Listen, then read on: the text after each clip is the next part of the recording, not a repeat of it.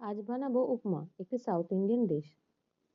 প্রথমে ঘি এর মধ্যে আমরা সর্ষে ফোড়ন দিলাম, তারপরে কারি পাতা, কাঁচা লঙ্কা আর আদা কুচনো দিয়ে দিলাম। একটু ভেজে নেব, তারপরে ওর মধ্যে ছোলার ডাল আর বিউলির ডাল দিয়ে দেবো। এগুলো দিয়ে একটু নেড়ে নেবো আমরা প্রথমটা। তারপরে দিয়ে দেবো কুচনো পেঁয়াজ। একটু ভাজা ভাজা করে নিয়ে এর মধ্যে দিতে হবে আগে থেকে রোস্ট করে রাখা সুজি। সুজিটা দিয়েও আমরা ভালো করে নেড়ে নেবো, একদম যেন ঝরঝরে ভাজা ভাজা হয়। তারপরে পরিমাণ মতো নুন আর চিনি আমরা দিয়ে দেবো।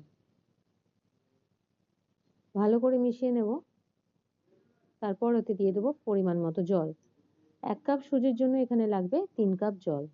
এই পরিমাণটা কিন্তু ঠিকভাবে দিতে হবে, তাহলেই আমাদের উপমাটা সুন্দর হবে। এবার এটা নেড়ে নেড়ে ভালো করে রান্নাটা করে নেব। লাস্টে নামানোর সময় দিয়ে দেবো ঘি।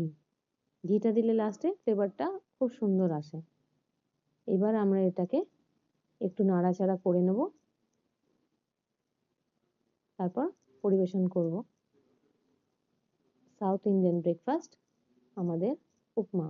ভালো লাগলে লাইক, কমেন্ট, শেয়ার ও সাবস্ক্রাইব করে আমার পাশে থাকবেন। ধন্যবাদ। Thanks for